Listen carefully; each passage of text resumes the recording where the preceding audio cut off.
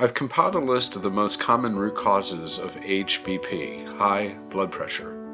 Your doctor and you probably know all about this, but it's a good list to reference and eliminate the obvious and figure out where to focus attention.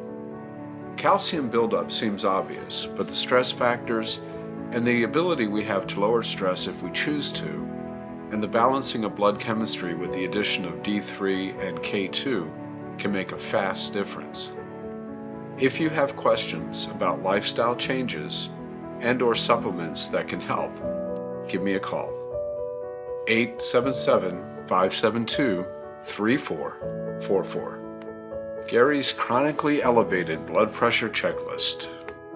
Insulin resistance that causes chronically elevated, even slightly elevated, blood sugar levels.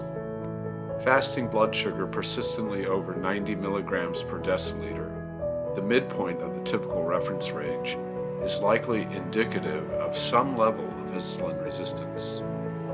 Chronic dehydration. Hydration is critical for optimal electrolyte function in keeping osmotic balance in the body. Insufficient magnesium. Necessary for catalyzing many enzymes in the body which promote relaxation, including that for blood vessels.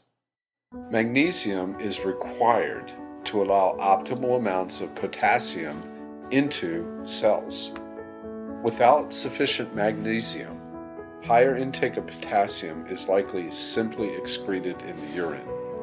Insufficient potassium, for example, low vegetable and fruit intake. High intake of advanced glycation end products, AGEs, from fried foods, especially high in potatoes, for example, French fries, potato chips, and other fried and overly cooked browned foods.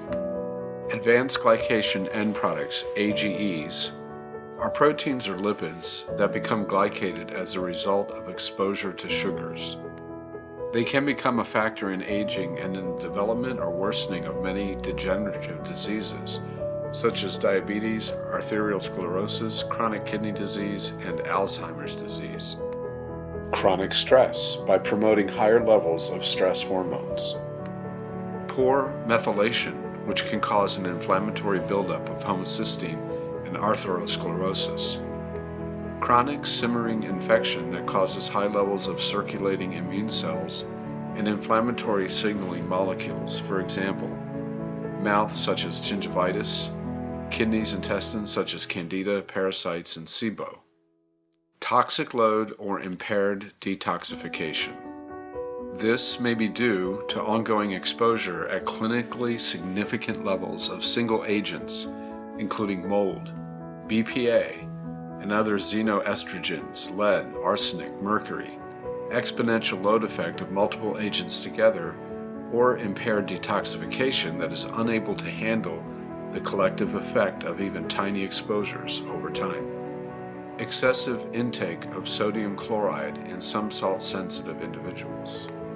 This is common if you have a high intake of processed foods or canned foods. Kidney dysfunction, which can overtly impair the body's ability to naturally keep electrolyte balance or to excrete toxins.